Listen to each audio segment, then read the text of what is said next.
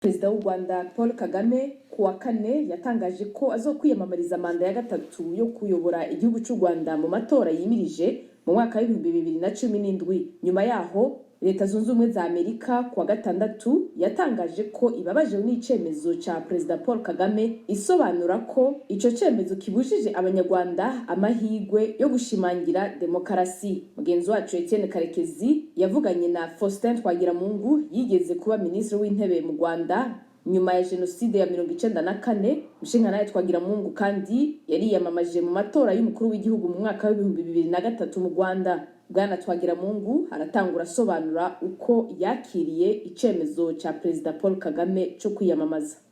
Ntabwo twacakiriye neza, twacakiriye mbese tubona ko mu by'ukuri Perezida Kagame amaze kugira mbese aho ageze akumva afite ubwigenge buhagije, akakubitiraho n'ikinyoma cyo kuvuga ko we ashyigikiwe na rubanda, ko abandi ntacyo bamubwiye. Kugereranya rero n'ibyo abanyamerika bavuze, natwe nuko tubifata. Ntabwo byumvikana ko imyaka 22 tumaze umukuru w'igihugu atashoboye kugira abantu yizera ngo abe yabaha uburyo nabo biyamamaza kugira ngo bakomereze aho yarageze. Icyo ni ikintu cya kabiri, nuko mu by'ukuri uko babonye abeshya natwe niko tubona abeshya. Inshuro zirenze enye yabwiye abanyamerika aho yagendaga hose ko atazongera kwiyamamaza, ko manda ya gatatu atayishaka. Kubona rero baravuze ko bababajwe nuko yisubiyeho, ngira ngo babivuze hari babivanye ku mutima. Gusa icyo batavuze, ntacyo bateganya bakoresha kugira ngo abireke. Nawe rero agira ati agasubiza ati ibyo niba bibabaje ni ibyanyu, umuzigo mwikoreye ni uwanyu, natwe tuzikorera uwacu. We niko avuga. Bwana Twagiramungu, mwagiye kwiyamamaza mu matora ya 2003 mwifuza kuba perezida w'u Rwanda. Amatora arangira, uwo mwari muhanganye Perezida Kagame ari we utsinze amatora. Mu gutangaza ko aziyamamaza mu matora ya 2017, avuga ko yifuza kugeza ku banyarwanda cyangwa no gushimangira imishinga n'ibikorwa yagejeje ku banyarwanda mu myaka ishize ari perezida. Ibisobanuro mwe mwumva bidahwitse murebye aho u Rwanda ruhagaze? Aho u Rwanda ruhagaze sinzi niba ruhagaze kimwe n'amazu yubatseyo, ariko aho u Rwanda ruhagaze ntabwo ariho umuntu yakwitwaza, kuko abakire bake n'abakene benshi wenda ngo cyareba n'abakire. Ariko sibyo bivuga ko u Rwanda rwateye imbere.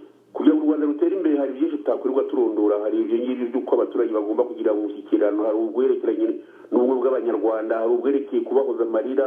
Abanyarwanda barapfushije, baba abahutu baba abatutsi, ariko ibyo byose Kagame arabyirengagiza ngo yazanye amajyambere ngo agomba gukomeza. Siwe amajyambere aturukaho. Amajyambere aturuka ku mibanire y'igihugu cyacu n'ibindi bihugu n'abanyarwanda bene cyo. Ariko si ibye bwite, numva hari abandi banyarwanda babikora kandi wenda bakabikorana neza. Ije rero ntabwo abishaka, ntabwo kandi twebwe tubyemera. Kuba rero ngewe naragiye kwiyamamaza kandi birirwa bavuga ko ngo nyina abonye 3%, byaba bitangaje ko ariyo nabonye koko. Ibyo bintu byo gutekinika amatora, bagatekinika bya byo kubeshya abaturage babikoreye inkangara ngo bazizanye bakibabajwe ngo nuko Kagame ngo atazashobora gukomeza. Ibyo bintu nagira ngo mbabwire, kuko icyo twarwaniye tugatanga ibitambo ni demokarasi.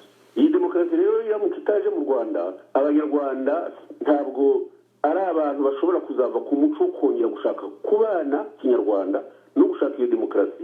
Kagame si uzabibabuza, bazakora ibishoboka byose kugira ngo iyo demokarasi bayigireho, kuko Kagame ibyo agizana mu Rwanda ni ubwami, nta kindi. Niba rero hari umwami ugomba kuzamusimbura akaba ari umwe wenda mu bo yabyaye, yabivuga nabyo hakiri kare.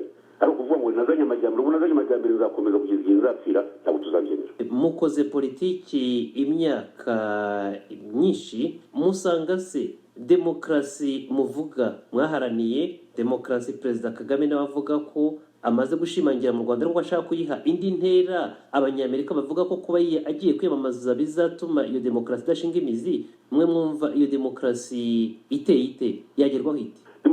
Demokarasi ni ishingiye ku muntu umwe. Yavuze ko ibyo ngibyo nyine ntabwo bagiye kiba barayite demokarasi. Ubundi demokarasi ni ubutegetsi bushingiye kuri rubanda, bakagutora ukamenya ko bagutoreye porogaramu bahaye ibashimishije. Ariko Kagame wifitiye porogaramu, niba yibwira ko ibyo kuzamura umujyi wa Kigali no kuwukubura ari byo abanyarwanda bashaka, twese ibyo dushaka. Turashaka kubana nk'abanyarwanda. Ikibazo cy'abahutu n'abatutsi nticyari cyarangira, niba abantu batabizi. Turashaka gushyira hamwe, turashaka kubaka u Rwanda rwacu tubajijwe ibyo dushaka. Ibyo byose ntidushobora kubigeraho tubitegetswe n'umuntu umwe. Abantu ubwabo, twebwe rubanda, nitwe tugomba kugena uko demokarasi tuyumva. Ariko nta muntu ugomba kudushyirira mu gaseke ngo ndabasukiye, ndasobanuye nongeshujeyo kugeza igihe nzapfira ntabwo tuzabyemera ariko dufite amateka twarwaniye demokarasi cyangwa ko umuntu umwe yaza ngo ayidutishe nta kindi rero nakongeraho ibyo abanyamerika bavuga nanjye ndabyemera ni ukuvuga ko tugomba kugira ubwisanzure mu gihugu cyacu tudategetswe n'umuntu umwe. ndabashimiye bwana Faustin Twagiramungu tuvuganye ari mu Bubiligi, murakoze cyane.